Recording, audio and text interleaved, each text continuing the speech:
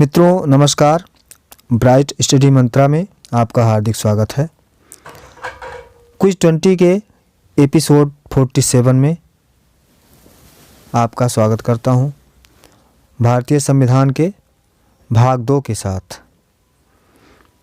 तो आइए, आज भारतीय संविधान का दूसरा भाग आपके सामने प्रस्तुत है। अगर वीडियो पसंद आए तो लाइक ज़रूर कीजिएगा, शेयर ज़रूर कीजिएगा। तो पिछले एपिसोड में जो आपके लिए प्रश्न पूछा गया था, मौलिक कर्तव्य किस देश के संविधान से लिया गया है, उसका उत्तर आइए देखते हैं क्या होगा।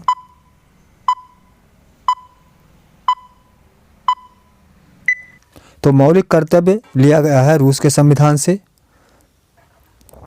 अब आइए क्विज स्टार्ट करते हैं। प्रश्न नंबर 1, अस्पृश्यता का अंत संविधान के किस अनुच्छेद द्वारा किया गया है? ऑप्शन ए अनुच्छेद 17 के द्वारा, ऑप्शन बी अनुच्छेद 24 के द्वारा, ऑप्शन सी अनुच्छेद 19A द्वारा और ऑप्शन डी इनमें से कोई नहीं।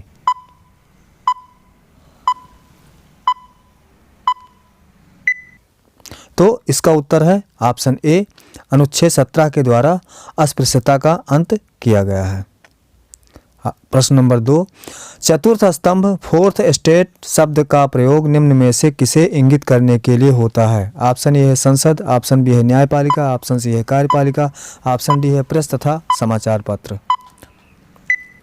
तो चतुर्थ स्तंभ कहते हैं प्रेस तथा समाचार पत्र को। इसका ऑप्शन डी सही है। अगला प्रश्न, प्रश्न नंबर 3, भारतीय संविधान के किस अनुच्छेद में राज्य को ग्राम पंचायत के गठन का निर्देश दिया गया है? ऑप्शन ए है अनुच्छेद 32 में, अनुच्छेद 40 में, ऑप्शन सी है अनुच्छेद 48 में और ऑप्शन डी है अनुच्छेद 78 में। तो इसका उत्तर है ऑप्शन बी, अनुच्छेद 40 में। अगला प्रश्न, प्रश्न नंबर 4, पंचायती राज व्यवस्था की त्रिस्तरीय समिति का गठन किसके द्वारा किया गया था? ऑप्शन ए है बलवंत राय मेहता समिति द्वारा, ऑप्शन बी है अशोक मेहता समिति द्वारा, ऑप्शन सी है विश्वेश्वरैया समिति द्वारा और ऑप्शन डी है सिंघवी समिति द्वारा।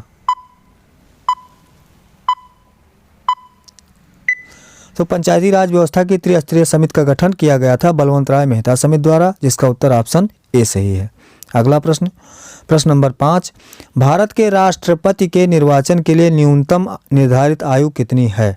ऑप्शन ए है 21 वर्ष, ऑप्शन बी है 40 वर्ष, ऑप्शन सी है 30 वर्ष और ऑप्शन डी है 35 वर्ष।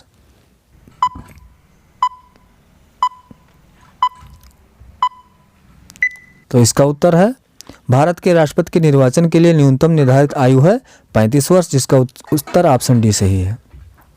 अगला प्रश्न, प्रश्न नंबर 6, निम्नलिखित में से वह व्यक्ति कौन है जिसे भारत के राष्ट्रपति के रूप में निर्विरोध चुना गया था? ऑप्शन ए है doctor Rajendra Prasad, option B है doctor Sarvepalli Radhakrishnan, option C है डॉक्टर नीलम संजीव रेड्डी और ऑप्शन डी है डॉक्टर शंकर दयाल शर्मा।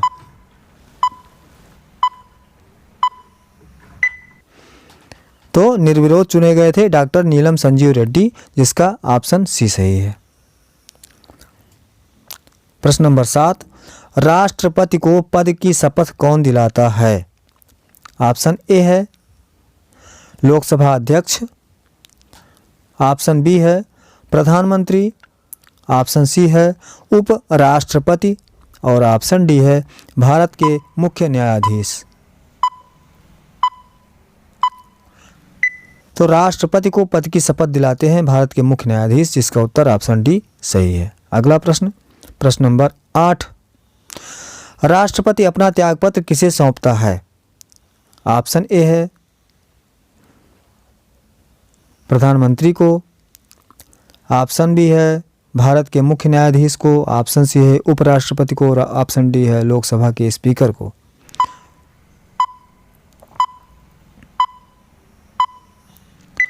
तो राष्ट्रपति अपना त्यागपत्र उपराष्ट्रपति को सौंपता है, इसका उत्तर ऑप्शन सी सही है। अगला प्रश्न, प्रश्न नंबर 9, किसी राज्य में राष्ट्रपति शासन का है कि वो राज्य संचालित होता है? ऑप्शन ए है प्रत्यक्ष रूप में राष्ट्रपति द्वारा, ऑप्शन बी है एक काम चलाऊ सरकार द्वारा, ऑप्शन सी है राष्ट्रपति द्वारा नामित मुख्यमंत्री द्वारा और ऑप्शन डी है राज्य के राज्यपाल द्वारा। इसका उत्तर ऑप्शन डी सही है, राज्य के राज्यपाल द्वारा राष्ट्रपति शासन चलाया जाता है। आप प्रश्न नंबर 10, राज्यसभा में राष्ट्रपति द्वारा कितने सदस्य मनोनीत किए जाते हैं? ऑप्शन ए है 10, ऑप्शन बी है 12, ऑप्शन सी है 15, ऑप्शन डी है 20।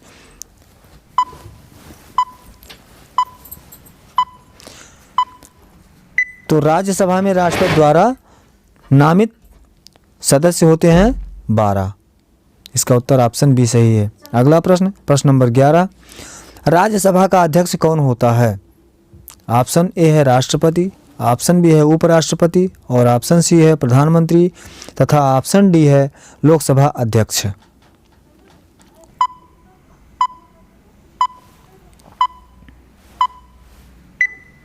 तो राज्यसभा का अध्यक्ष होता है उपराष्ट्रपति, जिसका उत्तर ऑप्शन बी सही है। अगला प्रश्न, प्रश्न नंबर 12, संसद कैसे बनती है? ऑप्शन ए है राष्ट्रपति से, ऑप्शन बी है राज्यसभा से, ऑप्शन सी है लोकसभा से और ऑप्शन डी है उपरोक्त तीनों से।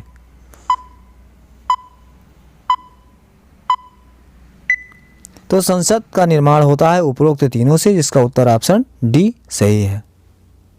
अगला प्रश्न, प्रश्न नंबर 13, संसद के 2 सत्रों के बीच की अवधि कितने माह से अधिक नहीं होनी चाहिए? ऑप्शन ए है 1 माह, ऑप्शन बी है 3 माह, ऑप्शन सी है 6 माह और ऑप्शन डी है 9 माह।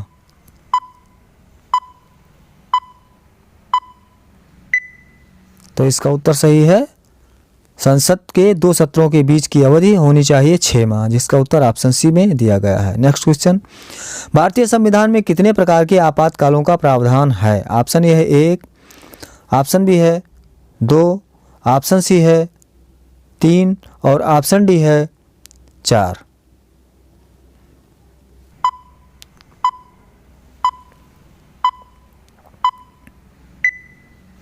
तो भारतीय संविधान में आपातकालों का प्रावधान है 3, जिसका उत्तर ऑप्शन सी में दिया गया है।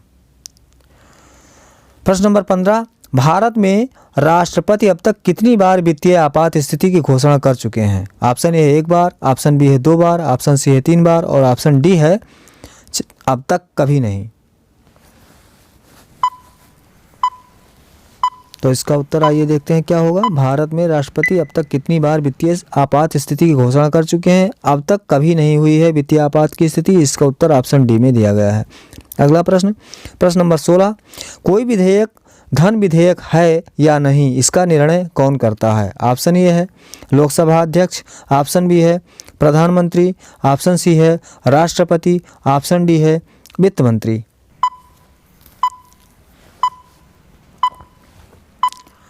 तो कोई विधेयक धन विधेयक है या नहीं, इसका निर्णय लोकसभा अध्यक्ष करता है, जिसका उत्तर ऑप्शन ए में दिया गया है। अगला प्रश्न, प्रश्न नंबर 17, लोकसभा के निर्वाचन के लिए न्यूनतम आयु कितनी होनी चाहिए? ऑप्शन ए है 30 वर्ष, ऑप्शन बी है 35 वर्ष और ऑप्शन सी है 21 वर्ष तथा ऑप्शन डी है 25 वर्ष।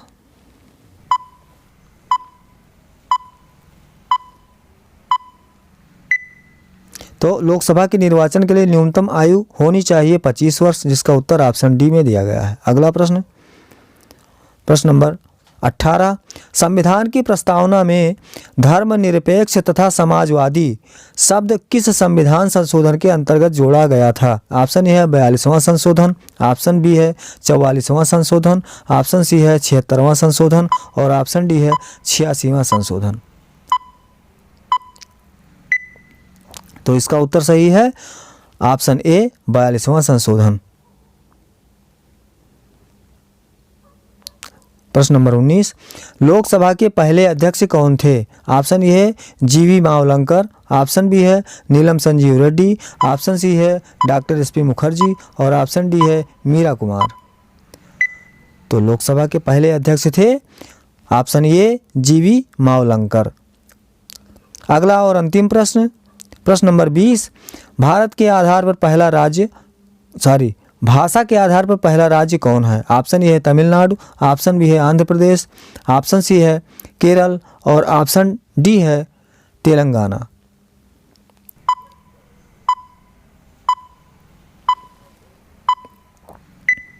तो भाषा के आधार पर पहला राज्य भारत का है आंध्र प्रदेश, जिसका उत्तर ऑप्शन बी में दिया गया है।